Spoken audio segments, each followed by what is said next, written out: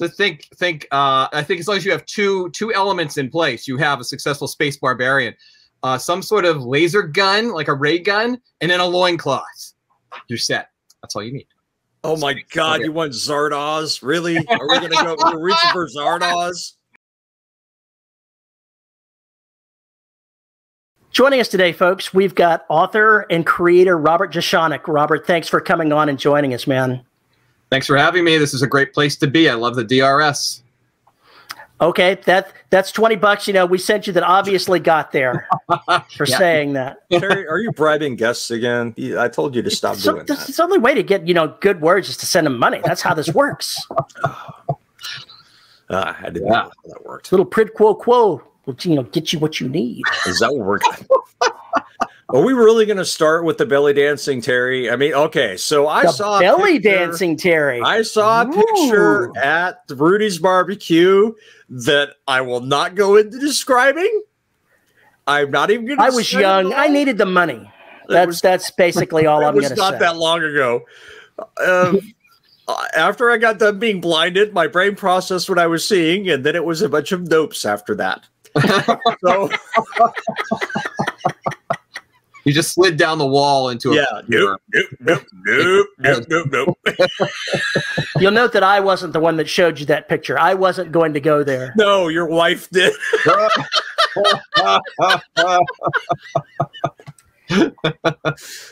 So much blackmail. So much. Yeah, there's so much stuff that we could do with this.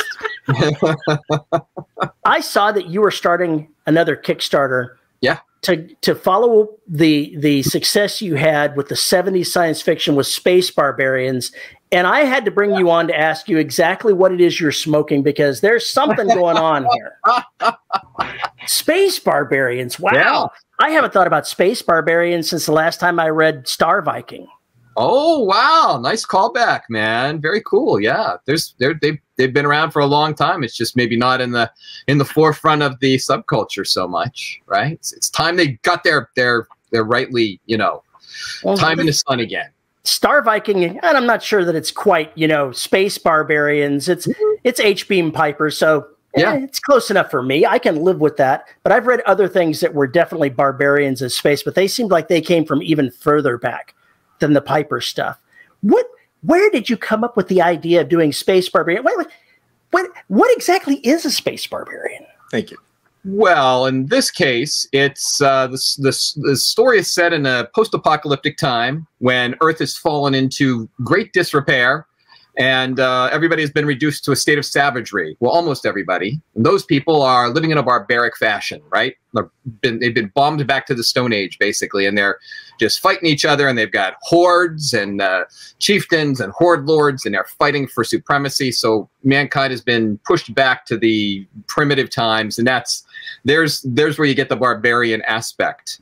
Right. But then there are also some people who have sort of been hiding off in the, nether realms somewhere. And they do have still some technology and what we would consider to be a civilized civilization. And they have been watching from afar and sort of tormenting these guys and sort of watching them and seeing what happens to maybe guide them along a little. But now all of a sudden they're out of time. There's an evil menace which is threatening humanity and the entire galaxy. And these folks, the blacksmiths, right, the high-tech guys in the future, decide, well, we need some help, and we're not really good at killing or hurting people anymore, so let's go get our barbarian friends from, down on the ground and bring them into space. And seems like a good idea. Bring the savage people out and arm them with high-tech, but sort of control them a little, try to have, chips in their heads or whatever to keep them under control. But, of course, it doesn't work out that way in the end. So. It never does. No. I recently read an author that I can't remember off the top of my head the title or whatnot, but it involved somebody from the far past in Earth being visited by aliens and taking over the ship and going on a rampage in an alien empire. Sounds like something I would enjoy reading. And I'll see if I can find it again, because I've read the first couple of books in it and it was pretty good. Yeah. Cool. Yeah, it's the same spirit, same basic type of idea. Yeah, what if barbaric folks got hold of high technology, and what is the place of the violent mindset in humanity? I mean, what are we without the ability to harm others? Are we better? Are we worse? Are we able to survive in a stressful environment in a future setting? Is that just part of us that we need to deprogram, or is it something that we have with us for a reason? Sort of some of the root there. The title was Scythian Dawn by P.K. Lentz. P.K. Lentz. And it says, Erixia of Scythia will fight for her homeland, even if it means catapulting herself and her barbarian warband halfway across the alien-ruled galaxy she didn't even know existed. Wow. Okay. Sounds definitely your space barbarians. Yeah. Give me the description for that one. When you were describing this world, I was like, oh, he was smoking some good stuff. He was watching Zardoz is what she was doing. There was definitely some Zardoz going on. Watching Thundar the Barbarian. I get it. Awesome. He-Man, that's what he was watching. No, for He-Man, man. He-Man. Look that bullshit. Thundar the Barbarian. Do you really want to go there, He-Man? I mean, it's so controversial now. Yeah, get that shit out of here. Why is it controversial? I'm sure I don't want to ask this question, but why is it controversial? I obviously don't know the story behind this. We're going to run past this because we don't. Number one, I don't know enough about the controversy, and number two, I really controversy. Yeah, the way it's. You mean the controversy? Pronounced? Yeah, we can't have that sort of thing. Yeah, controversy. It's so much fun to bust out a British pronunciation without the accent on Terry. It confuses the shit out of him. That's what he gets for coming up with Terry's word of the day inadvertently. No, the Thunder of the Barbarian thing, that's immediately what I thought. I love that. But we're not going to address the He-Man thing because I don't know enough about it. Don't give a shit. And number three, do not want to invite anybody trolling. No. It's a big stink bomb right now. Yeah, we don't want to go. Okay. Well, I'll obviously have to look it up later to find out what exactly is going on there. I had no idea that there was anything going on. Just stay the fuck. It's just toxic all over. Kevin Smith is part of it. He's the guy producing the current series, the animated series, and yeah, it's not going over as well as maybe he had hoped. But he's doing some things that proved to be controversial. That's Dead Robot Society, where we redefine the English language. This coming from the man who usually does. It's true. These three men are all writers, believe it or not. Yeah, you can tell. They make shit up and. So what led you to wanting to do Space Barbarians? There has to be a story behind this. I wish there were a really, really interesting story I could tell. You make up things for a living. Just make it up right now. Well, one night I was camping out under the stars, out on the Pecos, as a matter of fact. It's down your direction. You guys might be familiar with that area. And I happened to be laying there and looking up at the night sky, which, as you know, is quite populous down in them parts of the country and is quite beautiful. And all of a sudden, this bright shining light emerged from amidst the beautiful starry firmament, dropped down toward me, and it struck me with a bright beam, a bright golden beam, in fact, Terry. You might be familiar with that, the golden beam. It strikes you and it gives you all kinds of illumination and inspiration. And sure enough, as soon as that golden beam struck me in the forehead, I had a beautiful idea for a novel. It would win the Pulitzer Prize. It would win all the acclaim that I've ever wanted. It would have readers everywhere. I'd become world famous. And you know what? I decided to write something completely different, which was the Starbarian thing. That makes total sense. We're going to run with that. We're going to use a transcription service to go ahead and just copy all of that down, and that's going to be your blurb. You don't understand. You're going to have to stick in your book. You don't understand. YouTube has subtitles. People are going to see that shit. Oh, jeez.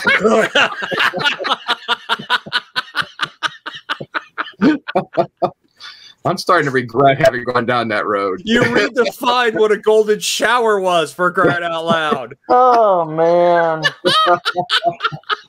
It shines down. Thanks for taking us there, Paul. We appreciate it. Oh, my God. Okay. Yeah. Yeah. Shines down like a shaft of gold when all around is dark.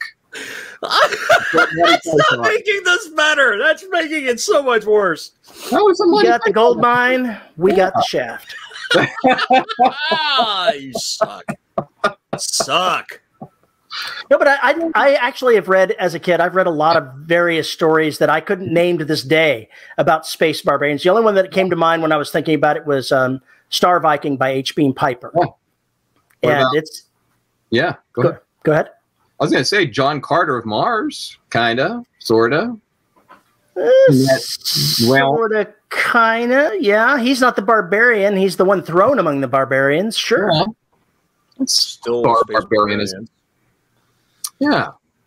But it's just the books are just action-packed sci-fi thrill fests with lots of, lots of excitement and also with thematic underpinnings and also great characterization. And there's a lot more to it than just, head bashing and starry loincloths.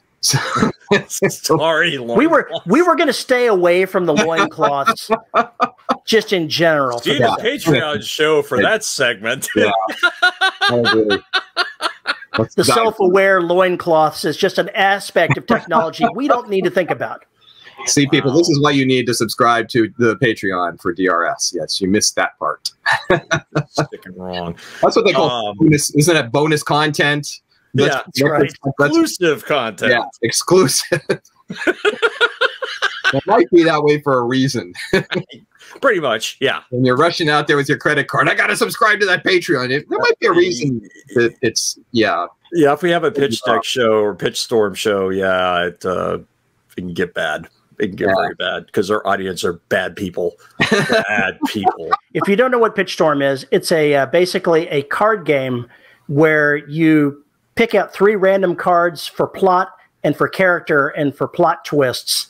And we basically do a live show where the audience that's at the live show is picking out what we have to make up a story about. And it can be bizarre and nasty if I actually include the NC-17 deck. Yeah, he brought the NC-17 deck, and that went off the rails immediately. The audience went for the dirtiest card immediately, right off the bat. Oh, we could do this thing. Oh no, we're gonna go all the way. That's they're and I like, okay, this is going to get the yeah. That's the kind of thing. That show didn't actually make it into an actual episode we put out. Yes, it did. Well, no, did it? Well. There was one segment I was able to salvage. One segment, yeah. Okay. One segment. Wow. All I can say is, live shows, they're pretty rambunctious. It's just human nature, right? Yeah, people just go they just go there. If there's a place to go, if there's a way to get there, they will go. They will get there. It's just that's how we're wired, man. Yeah, so pretty much. You didn't get enough pain from running a Kickstarter for one, and you came back to do it again. Yeah, I'm impressed. Yeah. Well, you know what? That previous Kickstarter for Space 1975. It was an interesting experience, and it taught me a lot about kickstarting and crowdfunding. And yeah, there was some pain. I won't lie to you. As you guys both know, I'm sure. Have you both done crowdfunding? No, never done it. That's not true. I have done it twice.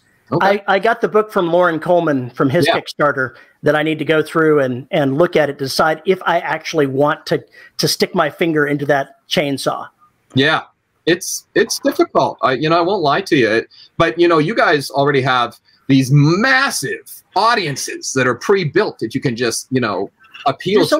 There's only so much support that Paul's mom can give us. So.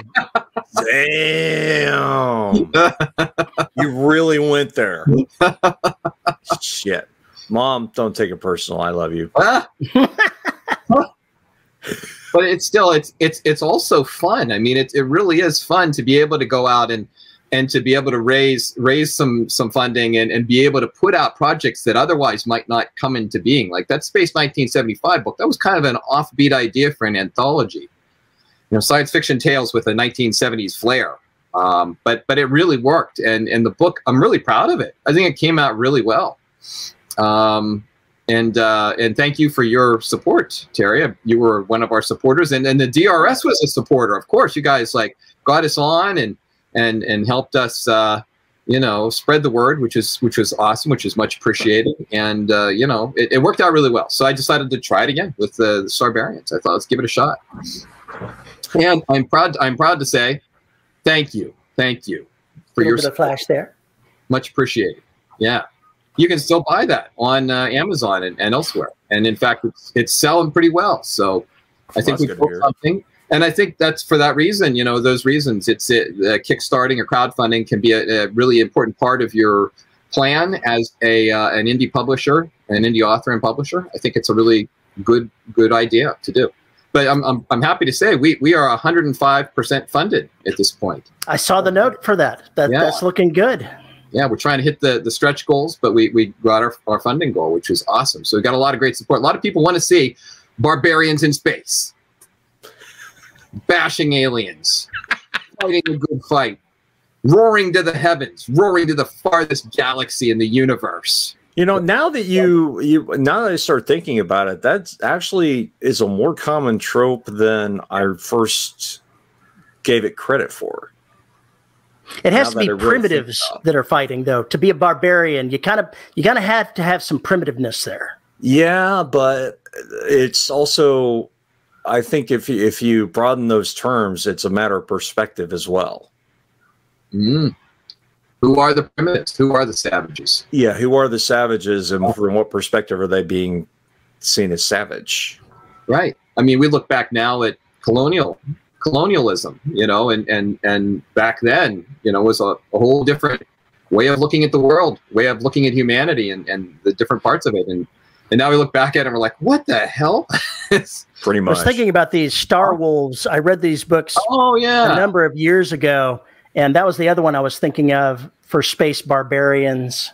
Yeah, that's a great example, man. Star Wolves, yeah. I hadn't thought of those books for quite a while. If it hadn't been sitting on my shelf and I seen it recently, I would have forgotten about it as well. I've got a lot of old books sitting on my shelf. I'm surprised any of your shelves still stand up. It's truth. How many shelves are there anywhere? Don't I want to know? Actually, I've gotten rid of far too many books over the years, whether because of moving and having to downsize and whatnot. I don't have anything close to the number of books that I used to have. Mm. Okay. Yeah. Which is good because I don't seem to be able to dig up enough time to read them anyway. Yeah. That is the consummate problem. I know. You got the same issue with audiobooks. One of the things that kickstarting for me that I'm going to have to think about is how I can wedge it into the format of that I'm doing as a novelist. I'm already writing mostly in series, so I don't know. There's got to be an idea of how I can do it, which is the reason that I wanted to look into it with what Lauren was putting out. Yeah. But I haven't quite figured out exactly how I'm going to do that yet, because I'm going to write the books no matter what. So there's got to be something extra there for the Kickstarter. Oh, sure. You just put your mind to it and you'll come up with lots of great ideas for ways something will pop up.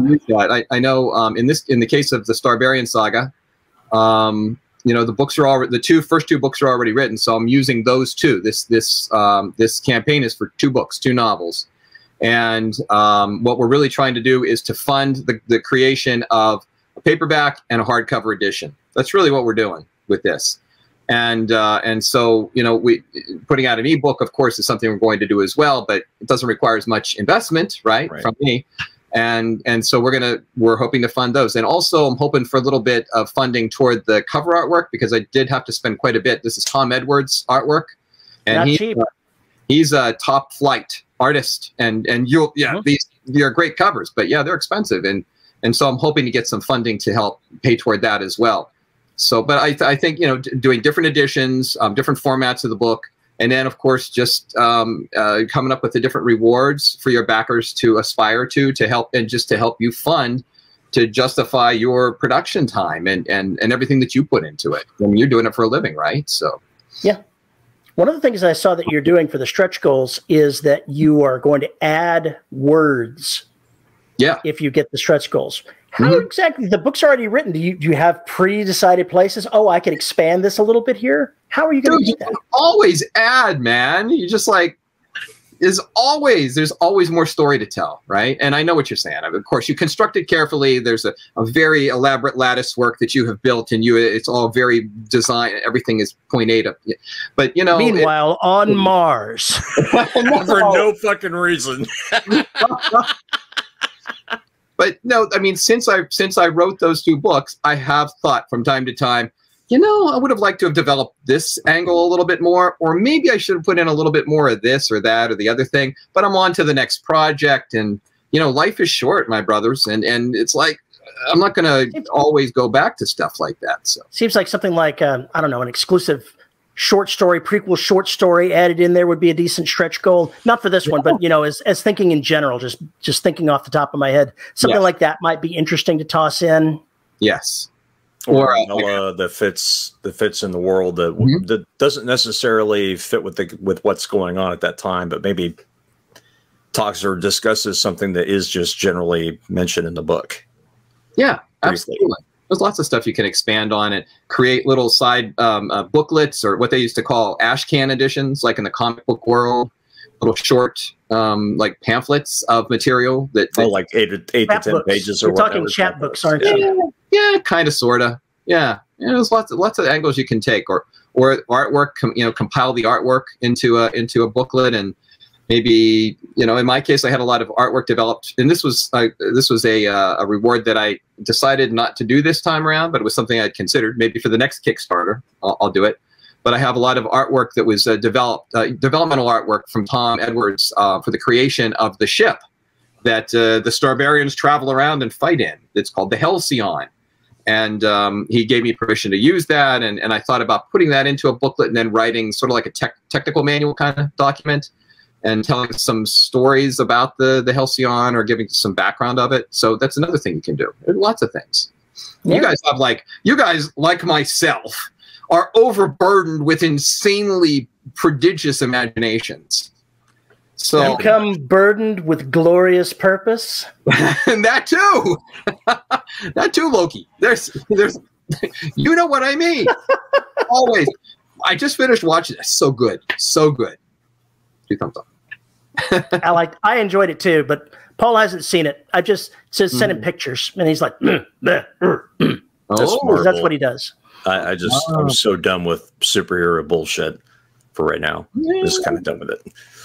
Yeah. Not in my wheelhouse. Not something. Yes, very sad. Now. Well, anyway. Well, anyway, yeah. But yeah, there's lots of great stuff you can do. And in our campaign, as you said, the first 2 stretch goals are that I will expand book 1 and I will expand book 2, which I will make even more enticing and exciting. You know, when I get down to that work. And then I have additional stretch goals as well, and hopefully they will also bring people aboard as well, because you know, there's always something you can do. So it's always a good start when you fund. So, you know, I remember the last time you were getting a little closer to the end before it funded. So you made it in good time this time. Yeah, you won't have to sit there with your. You know, even though I understood it better this time and I knew better how the timetable would run or was likely to run, I still was, I was nail biting a little bit before we funded. I was still thinking, we're almost there. We're $200 away. But come on. But, you know, that's just how it goes. Usually they start out strong, and it just depends, too. It depends on your audience, you know, how big your audience is, how many people you have who are already dialed in and are dying to get your work. And it depends on the time of year, too. I mean, it's summertime, brothers. It's like people are doing other things, not always looking for ways to help me generate new content. So, you know, I think that's part of it. And, you know, there's a lot of other factors, I think, involved. Your ask, you know, your funding goal, how high or low that is. I mean, it's all part of the same, you know, your video, if your video puts people off or if it brings them in. Lots of different things in that formula. I know far too much about being a supporter of Kickstarters because I got a note saying, congratulations, you're a super backer. So I've obviously spent far too much time on Kickstarter. Wow, that's great. That's not a good trophy to have there, Boba. That's just that means to me that you have a problem. I don't have a problem. All this shelf full of role-playing game stuff that I bought off there, that's not a problem. I'm telling you, man, when the kids come to clear out your house, you know, after everything's said and done, they're going to look at all that shit and go, he was a hoarder. He was an honest-to-God hoarder. We have a collection of 1 million RPGs in here. You know, that's one way. If they want the RPGs, they're going to have to take the cats, too. That's the way it works. Yeah, that's one way of looking at it, Paul. But you know, there's another way to look at it, and that is that Terry has a heart that's 3 sizes too big, because he's supporting the work of other artists. I'm not going to say that's a bad thing. I applaud that. Whether that happened than him giving all his money to TSR or GDW or whoever the fuck. So I'm perfectly okay with that. And you know, really, you bring up a great point, Paul, which is, rather than giving your money to a massive corporate entity, you're giving it more directly to the creative entities. Mm-hmm. Right? We're in a great time for that. That's always been the point of doing all this. Mm-hmm. It's just funny how the market keeps kind of turning around. Every time we think it's stable, something new hits, and suddenly now it's, oh, well, because the corporations are doing this, that, and the other, I want to support people here. You have artists that are basically putting in their contracts now that anything I sell from Bandcamp is mine, not yours. And then they're driving all their sales through Bandcamp, where they get, a far greater share of the pie. Mm-hmm. And some of the bands that you would never otherwise come in contact with, it's because of Bandcamp, and those folks, that's how they're getting paid, because their CDs were you support music projects like I support RPG projects. This is true. This is true. This is very true.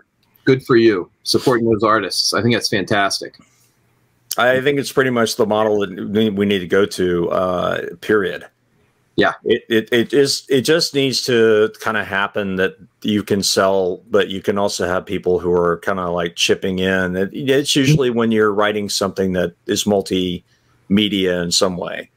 Mm-hmm. I mean, mine is the text and the audiobooks, obviously, but there's also the human element, and apparently people like hearing my voice for some damn reason. But the trick is that they're basically getting an extra just from the author reading it aloud.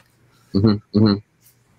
So that's how it works. But I think that market's going to come more and more, because people are paying more and more attention to what corporations have been doing, and now they're starting to find out ugly truths of how the publishing industry, the music industry, the movie industry, the TV industry, how all the entertainment industries are so effing corrupt and insane.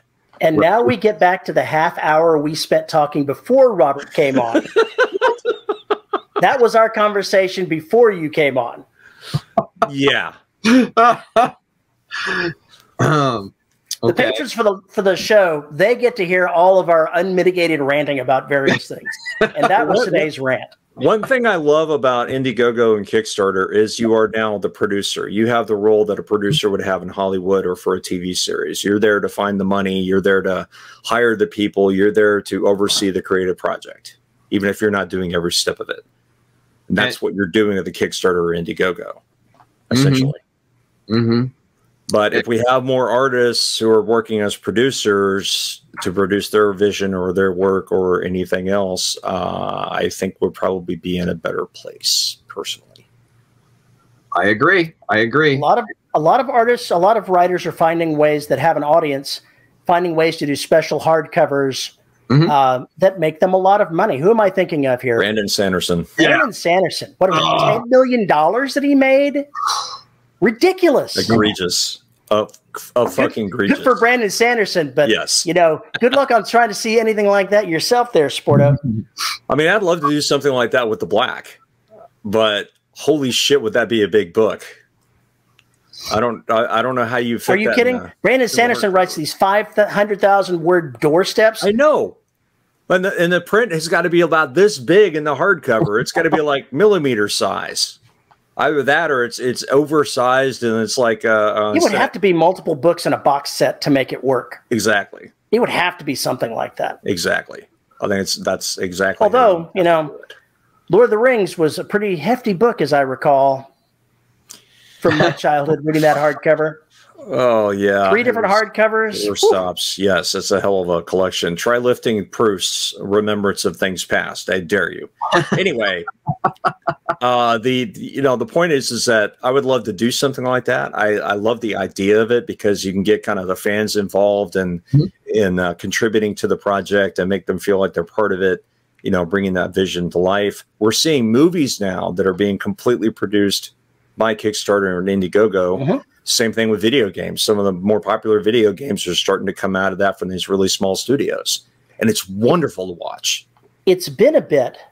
I'm trying to remember now what the show was. It was a TV-run show of a girl that was a detective, a private detective. And the show was great, but they wanted to do a movie. And so they funded it themselves to do the movie. Veronica Mars. Yeah. It was Veronica Mars.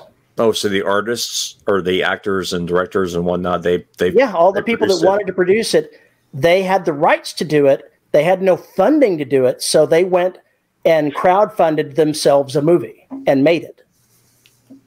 Cool. Yeah. I'd love to see that done. I'd love to see more and more of that, and I think we will, because it is people love the idea of it because it's a big middle finger to Disney or Amazon or whomever. And the other thing is it means that you know that the people who are getting the money from the project are the people who actually made the content, as opposed to some dipshit that just pushed a green button. The green Paul, light. If you've never seen Veronica Mars, you should, because the dialogue is so snappy. It is just so good. Okay. It's snarky in a way that you would like. I don't like snark. Lying sack. You love snark. That's the funniest thing you've said this whole show. You're probably right. Yeah, I hate snark. It's bad. It's bad news. Snark bad. Snark bad. One of my Starbarian characters, Snark. That's a great name for a character right there, Snark. He should name his battle axe Snark. That way he kills them with snark. I'll change the title from Hordes Defiance to Hordes Debate. And it'll be Snark. Snark versus Quip. It just sounds so bad. So bad. You know, we live in an amazing time with this crowdfunding, with these possibilities. Not just the crowdfunding, but you know, the Patreon and all the other things that we can do. You couldn't do any of that in the past. Forever, everything was totally controlled by the corporate gatekeepers, and there were very few ways in. You know, you could fiddle around all you wanted and do your little vanity published booklets and sell them out of your garage, or have your little garage band crank out tapes and sell them at your shows. But you know, you really did not have access to the levers of power or the levers of financial success like we do now. But as with all things, it is a two-edged sword. It brings with it a curse. It is a blessing and then also a curse, which is everything's on you, brother. It's all on you. That's always a problem with running your own company. You want to fire the CEO. You are the CEO. It's a problem. I resisted starting a Patreon for the longest time because I didn't think I was going to give somebody something that they wanted. And I'm talking years of being told, you should do a Patreon. I was like, no, I'm not giving anybody extra content that would make it worthwhile to do so. And then I decided I needed something to help me, to spur me to write faster. So my patrons get the draft chapters as I write them, and I've got to feed the beast. So I write faster. What's interesting to me, 53 people have signed up for it, so obviously it's working well enough to pay a third of my private health insurance. What's interesting to me is that the surveys that they've done basically say that by and large, the extras are not why people sign up. And in fact, a lot of them don't even listen to the extras or read them or anything else because they just don't have time. They're there simply to fund the person so they make the next thing, whatever thing that is. And when it's ready, that's when they want to see it or listen to it. And then there are others who are going to want, as soon as I have a chapter produced, they want it immediately. If I got a chapter of audio, they want it now. We were talking role-playing games earlier, and there's a guy on Patreon called DM Dave that I'm not a supporter of his.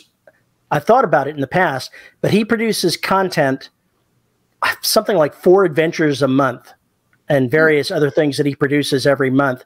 And he's got some ridiculous number of people signed up for it. And if you look at the minimum number of what the minimum pledge could be, he's making $20,000 a month.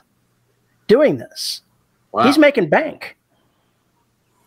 That's a pretty good living. That's pretty good living, but you got to hustle to make that kind of bank. Yeah. Well, if I was hustling that hard, I would have minions. You would need to have minions for that kind of thing. I am the creative side and production. You guys are the marketing, advertising, and all handle all the business shit. Have a nice day. Yeah. This is on Patreon, did you say, or on Kickstarter? Yeah, it's on Patreon. Let me see if I can find it real quick, and I'll post a link in the thing for us. Yeah. It's ridiculous. There's other people. He's an example of people that are funding their lifestyles doing this on places like Patreon. His lowest thing is a $3 membership, and he's got 7,000 patrons. So you can do the math. Fuck. All right, I posted a link there in the private chat here, but he's producing a lot of various content, and I keep seeing him go by, and I'm like, how does somebody do that? Obviously, he's got a staff. There's got to be a staff involved for doing something like that. But he's doing a business, and he's making it work on Patreon. If I do a Soul and Beyond serial and record it like twice a week, give them 2 episodes a week on Patreon, I'm going to charge a hell of a lot more than just $2. Yeah. That's going to have to be like, $3 to $5 level kind of thing to get there to cover the extra time, because it's a lot of time. That's like, 4 to 8 hours of work a week just in the recording booth. So recording and editing. So that's going to change how things are monetized a little bit. We'll see. It's tough. It's tough to find the time, especially if you have a day job. Which could happen again. So we'll see. So many things you could do, and so many things you really should do if you want to have any level of discoverability out there. But man, it's tough to find that time and still have a life and still have a wife. And still be able to create. Yeah. I mean, it's like, all this shit, you could spend all of your time on that and not spend any time writing. And that's a problem. Big problem. Big problem. And I know some folks stop podcasting their books because it is a time sink. And when you're in the recording booth, you're not writing. Yeah. So you got to kind of pick and choose your battles to fight, what you can do. Yeah. At some point, you just burn out. Robert, go ahead, Robert. That's okay. I'm just gonna. I was gonna say we've asked you questions about your Kickstarter various ways. Maybe you should go ahead and make a pitch for your Kickstarter and tell us what it actually is, rather than us asking questions about it. And I want to hear about the haunted loincloth. I really want to hear about this. The haunted loincloth. That should be the short story right there. The haunted loincloth. I think that's what I'm going to call this episode: the haunted loincloth with Robert Jeschonek. Maybe There's a book called The Haunted Vagina. Yeah, I know. That's what I was going for. Like, why not? Oh, have you not heard this? Oh, okay. No, I actually haven't heard that one. No, it's in a brand of books that I'm trying to remember now what it is, but it's ridiculous. It's stuff that cannot exist. It's insanity. Is this the guy who writes Dinosaur Erotica or whatever? It's not Chuck Tingle, but it's close. It's not Chuck Tingle, but it's meant to be ludicrous in a way. Wow. Let me see if I can find. Oh no. I'm seeing if I can remember the genre. It's like Lucy's Haunted Vagina or something like that. No, the title is that, but there's a specific kind of story that this is. Oh boy. Is it bizarro? Yes, it's bizarro fiction. That's it. It's bizarro fiction. Yeah. Really bizarro. Yeah, very much. It's a thing, apparently. Okay. Yeah. So the haunted loincloth, that will definitely be the episode title. No. Probably not. Let me just clear one thing up. There are no haunted loincloths. I'm gonna run with this just for one more second, just for the cheap laugh, which is, haunted loincloth, that might be a really good stretch goal. Oh God. Yeah. That's all I'm going to say. We're just going to have an exorcism for that one. Is that a new mission in D&D now? That exercise the haunted loincloth? There's your mission. There's your new RPG campaign right there, buddy. Yeah. A bunch of barbarians versus the haunted loincloth. I love this idea. Yeah. I won't write it, but I love this idea. Somebody should write this. I know you do. You've loved it since the first second it was brought up in the Patreon session. Damn straight. Damn straight, Bubba. You go right for the right for well, the you know, the barbarian doesn't have a lot of clothes on. He had to find a place to stick the AI. The AI is not happy with being there, so that's what happened. So many times I could have yelled phrasing during that sentence. Robert, why don't you tell us? Why don't you make your pitch? Yeah. Okay. Groovy. And are you guys going to put the link up? I guess for the thing. Okay. Great. Yeah. It's so I hope folks will jump in and back this campaign. It's the Starbarian saga of novels, and this particular campaign is to support the first 2 books in the series, Hordes Challenge and Hordes Power. Books 1 and book 2, we're trying to bring those to life as paperback and hardback editions. So that's really what we're seeking your support for. But if you love barbarian action, like Conan the Barbarian, or Paul Cooley during any given episode of DRS when he first sits down with his cup of coffee, if you love barbarian action or science fiction action, this is like Conan the Barbarian meets Star Wars. That's how I've been pitching it. So if you love sci-fi action, but with a heart and with very interesting themes and really cool characters, then you'll love these books, Starbarian Saga Books 1 and 2, and I hope you'll back this. It's about these far future barbarians who get hold of some high technology and go out to fight a threat to the universe, but they're also always fighting against each other and jockeying for position and trying to take over the forces of the good guys who are trying to get them to save the galaxy to begin with. So just a little chaos. It's not going to end well for anybody. No, there's a lot. There's a lot of bloodbathing going on and coming up as well. So, but again, it's I make sure that there are always interesting characters and things always make sense. You're grounded in reality. It's not just a silly, laugh fest, violent craziness book series, but there is lots of violence and lots of fun as well. So my wife has been watching through the series Vikings. Recently. Good for her. And so I've gotten to see a lot of the barbarian intertwining and fighting and slaughtering and whatnot going on. That kind of story would translate well to a space setting. Yeah, definitely. Because it's all about the personalities and the different groups jockeying against one another. Mm-hmm. Mm-hmm. Always looking for an angle. Tribes. Yeah. And these the guys in this book, the two, they just so happens that the 2 main characters in the first 2 books, these horde lords, were raised in this society in which, civilization as we know it has fallen. So their way of life is to constantly fight for power and try to take over. Their first thought in any given situation is, how can I take over, right? How can I be the alpha barbarian, and how can I turn this to my advantage and get the most of everything for myself? But when you think about it, isn't that kind of like what a lot of us do in our regular lives anyway? Yeah, it sounds to me like you're just exchanging corporations for barbarians. That's really what it just sounds like to me. It sounds a lot like Paul's home life, really, except that he's kind of submissive in his relationship. So it's really his wife that basically dominates who's in charge and what's going on. That's what happens.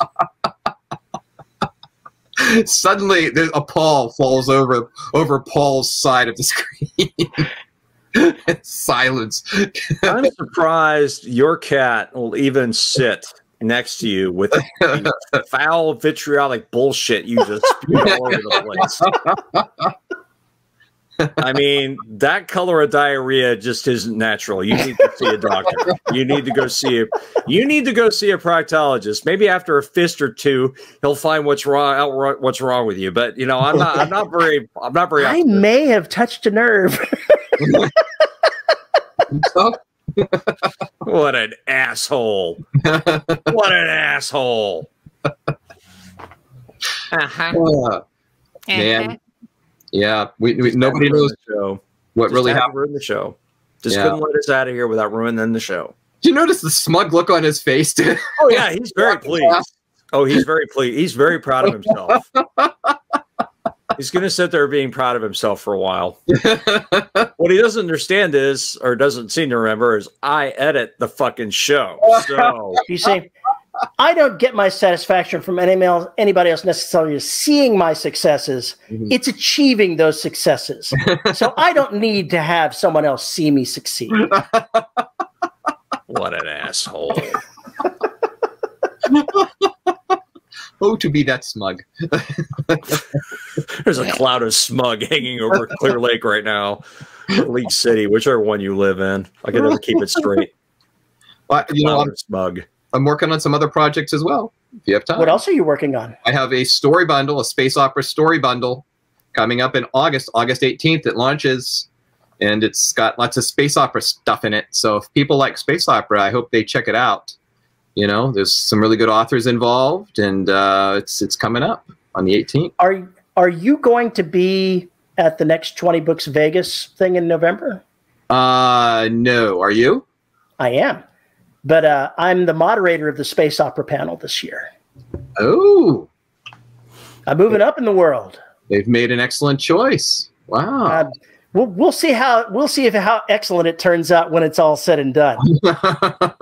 But I've lined up some good names to go there. I got Richard Fox and David Weber.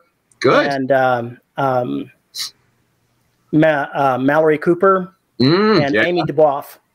Oh, great. Great. So it's going to be a fun panel. Yeah, I'll say. Well, I don't have any of those names in my story bundle, but really good other names as well.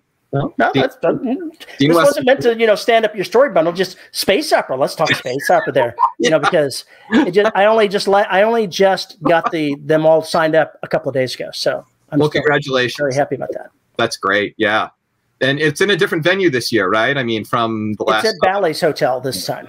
Great. So yeah, I don't know. It won't smell like old people's feet. Maybe not quite as much cigarette smoke hanging in the air. Ooh. Hopefully not. I went to Caesar's Palace to do something while we were there, and if it's anything like that, you can barely smell the smoke, even though people are smoking in there. True. That's true. Yeah, but the other place was, definitely more smoke laden and less well ventilated. Truth. Yeah, and it was in a hostile territory. They tell you be careful. No, you didn't tell me this. Outside.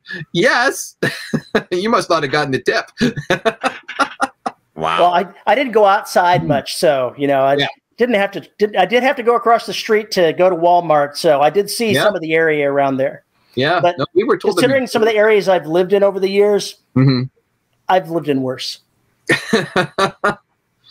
Well, yeah, this is on the Strip, right? Bally's on the Strip. Bally's is on the Strip. Okay, that's great. I mean, that's the place to be if you're going to Vegas. I'm looking forward to that. It's going to be an experience. We'll see if Paul actually makes it up there. Oh, he has a ticket? It's not going to happen. Oh man, it's not going to happen. He wouldn't even need a panel. He could just be the draw. He'd walk out and the curtains would blow open and everybody would just be screaming his name. He'd be wearing the AI loincloth that would be speaking all the blurbs of his book while he stood there like this. I'm associating the picture Donna showed yesterday with LED tattoos or skin tattoos going on, and I think I need to call my shrink. You may need some professional help to get that out of your head. I think I need professional help. Thank you for sending my brain there, Terry. I very much appreciate it. I like how you skirted around that one. Yeah, you're actually being very gentlemanlike, and that's good for you. You're not going the whole way down that road. Good for you. You have some scruples, I can tell. You have some class. No, I don't. I'm just at a loss for words. I just don't even know how to describe what's going on in my skull without really. My eyes. Yeah, my mental eyes. I'm scratching them out currently. Well, we all hope that your Kickstarter kicks butt. It's got a week and something left, I think it is. Yeah, it wraps. It closes on August 10th. So it's coming up. It's coming up, man. But there's lots of time to jump in and become part of the Horde, become part of our Starbarian Horde. Starbarian Horde. And back this.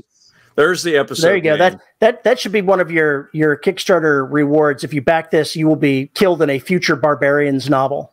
Well, one of the rewards. Yeah, funny you should say that. You can get a cameo role in one of the novels. Yeah, even though they are written, you know, we can still get you in there in a very cool, organic way that'll make you. And I always say that's like the coolest reward. I don't want to like cast aspersions on the other rewards, but like I think back to how I was as a young reader, right? Reading like Asimov and Bradbury and Herbert and Heinlein, and et cetera, et cetera, et cetera, et cetera. Being Tuckerized is cool. Yeah, and like if like I could have like backed Isaac's new project and been like Tuckerized in a Foundation novel or some shit like that, and like over the moon, and like everybody would have been making fun of me even more than they were already. But I mean, it would have made my lifetime. Shadow Publications for the longest time before Patreon and all that kind of stuff. If you donate to the site, you went into the graveyard. Oh. And when I need a character to kill, or I need to grab, I'm at a loss for a main character, I just go to the graveyard and grab one. And then people are like, holy shit, he used my name, or I'm so proud I got killed, and or hey, can I choose my death? How much money does it take for you to write my death the way I want it written? So you get it is really strange, but people will give you money for killing them in a book. Well, that happened in Space 1975 in that anthology. In fact, one gentleman agreed to back the project, and he wanted a cameo, but he wanted to be killed off in the most extreme way possible by one author in particular, Mark Lefebvre. He wanted him to kill, and Mark rose to the challenge. Yeah, in his story, Death by Disco Vacuum.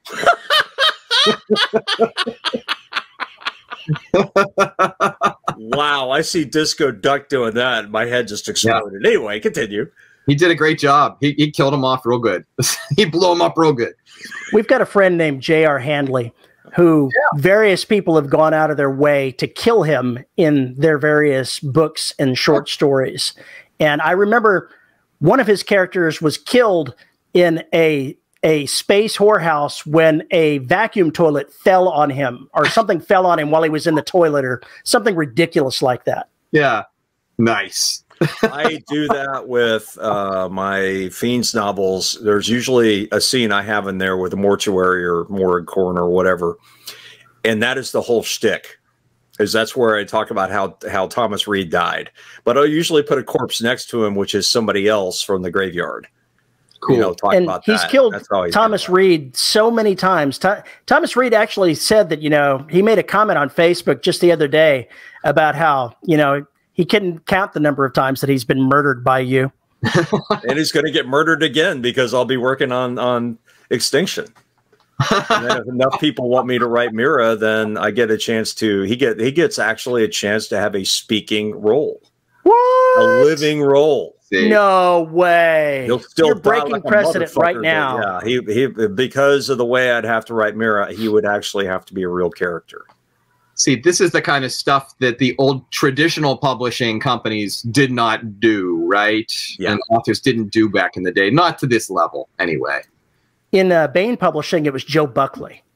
Oh, okay. I stand corrected. So, well, I'm saying Joe Buckley. A lot of Baen authors. He's a friend of a lot of them, and a lot of them have killed him off. And then somebody went out of their way to make him live through 3 books as a character, or more books, and going through these things that should have killed him by all means, and somehow surviving.